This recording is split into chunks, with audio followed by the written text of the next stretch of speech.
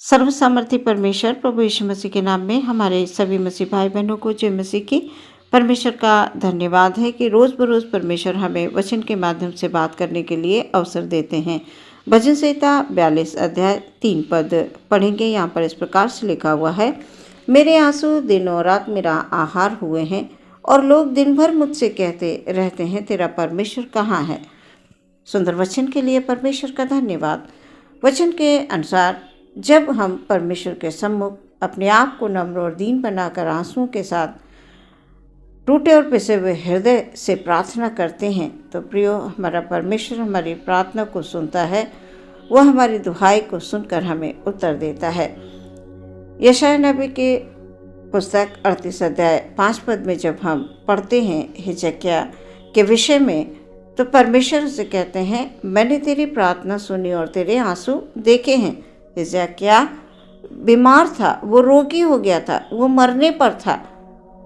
उसके बाद जब उसने ये सुना कि मैं मरने पर हूँ, तो वो परमेश्वर से प्रार्थना करने के लिए गया। आंसू बहा बहा कर उसने प्रार्थना करी और परमेश्वर ने उसकी प्रार्थना को सुना और 15 वर्ष की आयु को और बढ़ा कर दिया। प्रियो, हम लोग कई बार पढ़ चुके हैं हिजकिय्याह के विषय में। परमेश्वर हमारे आंसुओं को जानते हैं, हमारे आंसुओं को देखते हैं, हमारे हृदय के विचारों को जानते हैं, हमारे कामों को जानते हैं, सब कुछ जानते हैं। कई बार प्रियो, हमारे जीवन में थोड़ा कठिन दौर आता है, हमारे आंसू बहते हैं, हम सोचते हैं कि हमारे साथ हो क्या रहा है।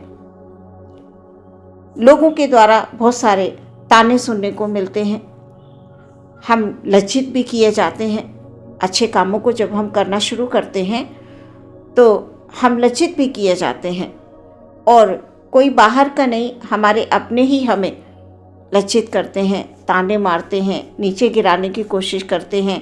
हमारे भलाई के बदले में वो हमारे साथ बुराई कर रहे होते हैं। ऐसे में प्रियो, हम क्या करें? बात बात में ताने मार मार कर वो हमें दुखी करते हैं, धोखा देते हैं, हमारे प्रति बहुत सारी योजनाएं बनाते हैं, हमें गिराने के लिए, फंसाने के लिए बहुत सारी बातें जीवन में आती हैं। प्रियो, जब हम परमेश्वर में विश्वास करने लगते हैं, हम बढ़ने लगते हैं, तो बहुत सारी रुकावटें भी आना शुरू हो जाती हैं। अब ऐसे समय में हम क्या करें? ऐसे समय में प्रियो, हमें अपने धीरज को बनाकर रखना है। यदि हम परमेश्वर के भले कार्यों को करते हुए आंसू बहा रहे हैं, या किसी कारणवश हम आंसू बहा रहे हैं, हम दुखी हैं, हम लोगों से परेशान हो चुके हैं, तो अपने धीरज को ना खोएं, परमेश्वर पर भरोसा रखें। परमेश्वर हमारे हर एक आंसू को देखते हैं, हमारे प्रार्थना को सुनते हैं, विनती को सुनते हैं। वो हमारे धीरज को देख रहे होते हैं।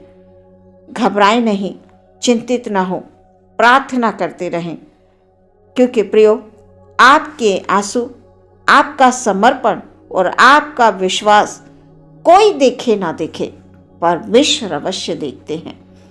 हमारा परमेश्वर सर्वशक्तिमान परमेश्वर है, वो राजाओं का राजा है, वो महाराजा है। सच में प्रियो, एक एक आंसू हमारा वो अपनी कुप्पी में रखता है, उसे जाया नहीं जाने देता है। हम चाहें किसी के द्वारा भी लज्जित हो रहे होते हैं तो परमेश्वर देख रहा होता है। जब हम पुराने नियम में चाहते हैं, हन्ना के विषय में पढ़ते हैं, हन्ना की सौतन पनिन्ना उसे बहुत चिढ़ाती थी, ताने मारती थी, क्योंकि हन्ना बांझ थी, उसकी कोई संतान नहीं थी और पनिन्ना के पुत्र था, और वो बार बार उसको ताने दे देकर हन्ना को दुख पहुंचाती थी।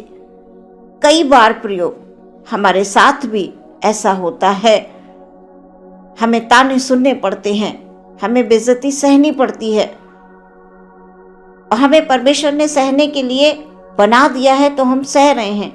अगर परमेश्वर हमें हिम्मत नहीं देंगे तो हम नहीं कर पाएंगे, हम सहन नहीं कर पाएंगे। यदि हम सहते रहेंगे तो प्रियो, हम उसका प्रतिफल भी प्राप्त करेंगे। हन्ना बड़ा परेशान थी।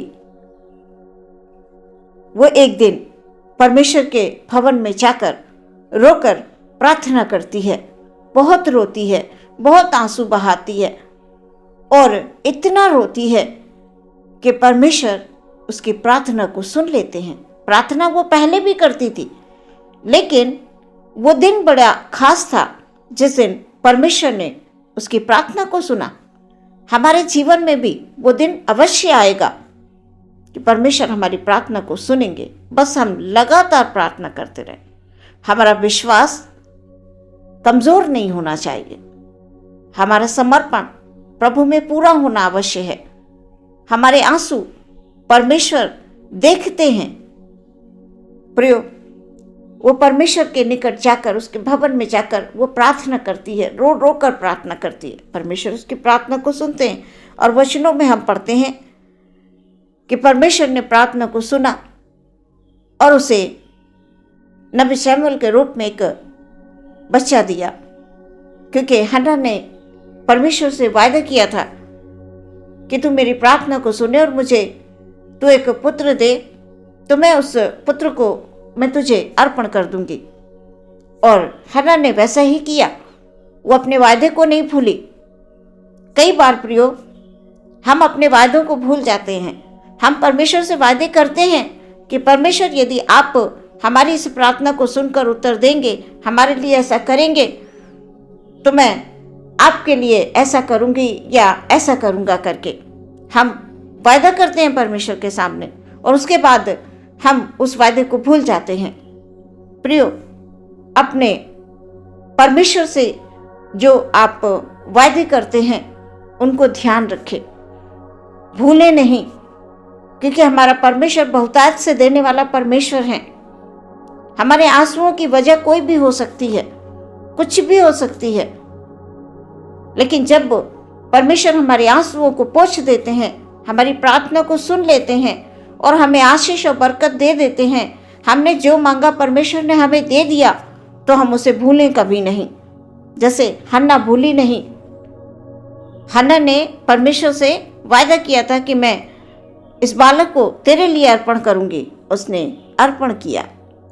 प्रियो, परमेश्वर हमारा महान है, सच्चा परमेश्वर है। केवल हमें धीरज को बनाए रखना है। हम अपना धीरज खो बैठते हैं, वहीं पर हम अपनी आशीष भी खो देते हैं, क्योंकि परमेश्वर हमारा महान है। वो हमारे लिए योजनाओं को बना रहा होता है। गर्भ में रचने से पहले ही योजनाएं बन चुकी होती हैं, बस उनका प्रतिफल आना होता है हमारे जीवन में। और जब हम अपने धीरज को बनाए रखेंगे, प्रार्थना करते रहेंगे, विश्वास रखेंगे, परमेश्वर में समर्पित रहेंगे, तो सच में प्रियो, हमारा परमेश्वर हमारी प्रार्थना का उत्तर अवश्य देगा।